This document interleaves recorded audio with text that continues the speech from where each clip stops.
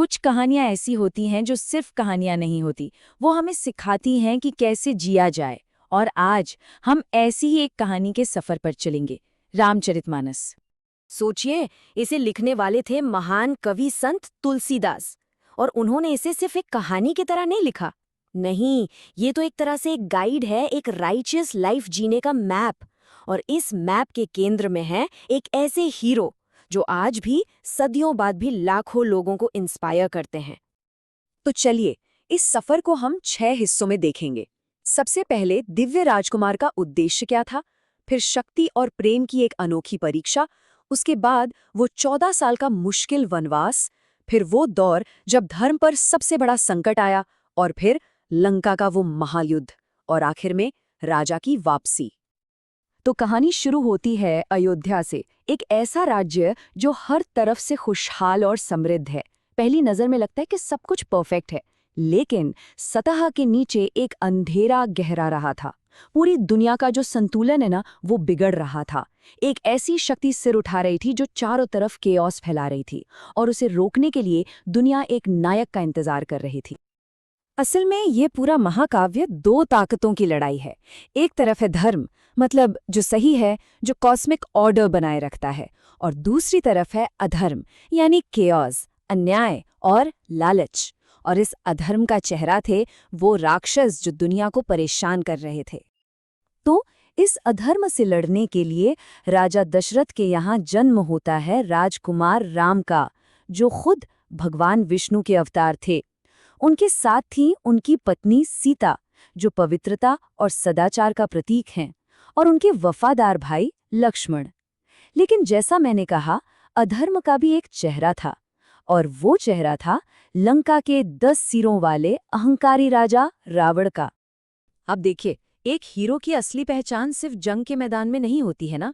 राम की पहली परीक्षा किसी राक्षस से नहीं, बल्कि उनके अपने कैरेक्टर और शक्ति की थी। ये परीक्षा थी राजकुमारी सीता का हाथ जीतने की चुनौती। और ये सिर्फ एक शादी नहीं थी, ये तो 2 दिव्य शक्तियों का मिलन था। तो एक बहुत बड़ा स्वयंवर रखा गया। शर्त ये थी कि जो कोई भी भगवान शिव के दिव्य धनुष को उठाकर उस पर प्रत्यंचा चढ़ा देगा, उसी से सीता का विवाह होगा। अब ये कोई मामूली धनुष नहीं था। बड़े बड़े राजा, राजकुमार सब आए, कोशिश की, लेकिन कोई उसे हिला तक नहीं पाया। और फिर आते हैं राम।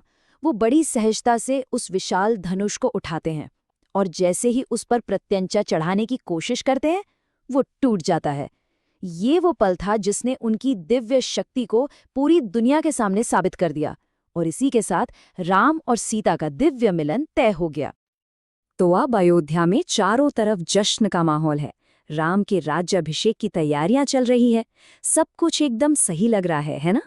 लेकिन महलों के अंदर अंधेरे कोनों में एक साजिश पनप रही थी। एक ऐसी साजिश जो इतिहास की धारा को हमेशा के लिए मोड़ देने वाली थी। और इस साजिश के केंद्र में थी रानी कैकेयी, जिन्हें उनकी दासी मंथरा ने भड़का दिया था। कैकेयी ने राजा दशरथ को उनके दिए हुए 2 पुराने वचन याद दिलाए, और 2 ऐसी चीजें मांगी जिसने पूरे अयोध्या को हिला के रख दिया। पहली, उनके बेटे भरत के लिए राजगद्दी, और दूसरी, राम के लिए 14 साल का वनवास। अब सोचिए, राम चाहते तो मना कर सकते थे, लेकिन उन्होंने कहा, पिता के वचन का सम्मान करना ही मेरा सबसे बड़ा धर्म है। और उन्होंने बिना एक भी सवाल किए इस फैसले को मान लिया। और यही नहीं, उनकी पत्नी सीता और भाई लक्ष्मण ने भी तय किया कि वो राम के साथ वन जाएंगे। लेकिन जंगल की शांति ज्यादा दिन टिकने वाली नहीं थी। अब तक जो अधर्म की ताकतें दूर थीं, वो अब सीधा हमला करने वाली थीं। और ये हमला इतना क्रूर था कि उसने धर्म को उसके सबसे अंधकारमय दौर में धकेल दिया। ये थी सीता के अपहरण की घटना। और यहाँ पर ये लड़ाई व्यक्तिगत हो जाती है। धर्म और अधर्म अब सिर्फ 2 विचार नहीं रहते, वो राम और रावण के रूप में आमने सामने आ जाते हैं।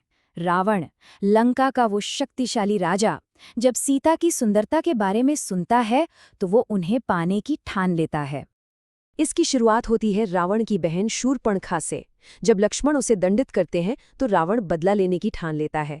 वो एक चाल चलता है, एक जादुई सोने का हिरण भेजता है ताकि राम और लक्ष्मण को कुटिया से दूर ले जाया जा सके। और जैसे ही सीता अकेली होती है, रावण उनका अपहरण करके उन्हें अपने राज्य लंका ले जाता है। सीता के अपहरण से राम पूरी तरह टूट जाते हैं, लेकिन इस दुख में भी उनका संकल्प और मजबूत हो जाता है। वो ठान लेते हैं कि वो सीता को ढूंढ कर लाएंगे और रावण को उसके किए की सजा देंगे। और यहीं से राम और लक्ष्मण का वो सफर शुरू होता है, जहां उन्हें मिलेंगे कुछ ऐसे सहयोगी जिनकी उन्होंने कल्पना भी नहीं की थी। उनकी मुलाकात होती है वानरों के राजा सुग्रीव से, और यही कहानी में एंट्री होती है हनुमान की, जो राम के सबसे बड़े भक्त और एक शक्तिशाली योद्धा थे। हनुमान की भक्ति और उनकी ताकत आगे चल के इस कहानी का सबसे अहम हिस्सा बनने वाली थी। और इस गठबंधन के साथ वो होता है जो किसी ने सोचा भी नहीं था। हनुमान एक ही छलांग में विशाल समुद्र को पार करके लंका पहुंच जाते हैं और सीता का पता लगाते हैं। फिर पूरी वानर सेना मिलकर समुद्र पर पत्थरों का एक पुल बना देती है, और इसी पुल से होकर राम की सेना लंका पहुंचती है, जहां धर्म और अधर्म के बीच वो अंतिम महायुद्ध शुरू होता है। और उस युद्ध में अधर्म का अंत होता है। राम रावण का वध करते हैं, सीता को छुड़ाया जाता है, और इसी के साथ 14 साल का वो लंबा मुश्किल वनवास खत्म होता है। अब वक्त था घर लौटने का, वक्त था धर्म की जीत का जश्न मनाने का। पूरे 14 साल, सोचिए, 14 साल के बाद राम, सीता और लक्ष्मण वापस अयोध्या लौटते हैं, और वहां उनका स्वागत करते हैं उनके भाई भरत, जिन्होंने इन 14 सालों में सिंहासन पर बैठकर राज नहीं किया, बल्कि सिंहासन पर राम की खड़ाऊं रखकर एक सेवक की तरह राज्य को संभाला। भाइयों के बीच प्रेम और कर्तव्य का इससे बड़ा उदाहरण क्या होगा?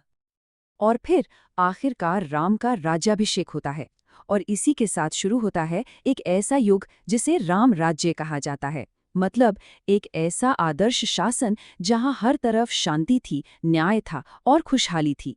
यही थी धर्म की असली और अंतिम जीत। तो देखिए, कहानी सिर्फ एक युद्ध जीतने पर खत्म नहीं होती। ये खत्म होती है एक परफेक्ट सोसाइटी, एक आदर्श समाज की स्थापना पर। एक ऐसा आदर्श जो आज भी, सदियों बाद भी, लीडर्स और आम नागरिकों दोनों के लिए एक मिसाल है। तो रामचरितमानस सिर्फ एक पुरानी कहानी नहीं है, है ना? ये कर्तव्य, भक्ति और सही गलत के बीच की जो कभी न खत्म होने वाली लड़ाई है, उसकी एक गहरी समझ देती है। और ये हमें एक सवाल के साथ छोड़ जाती है कि आज की इस कॉम्प्लिकेटेड दुनिया में इस कहानी के कौन से आइडियल्स, जैसे अपने वचन का मान रखना, बिना स्वार्थ के सेवा करना और हमेशा सही के लिए खड़े होना, आज भी सबसे ज्यादा रेलेवेंट हैं।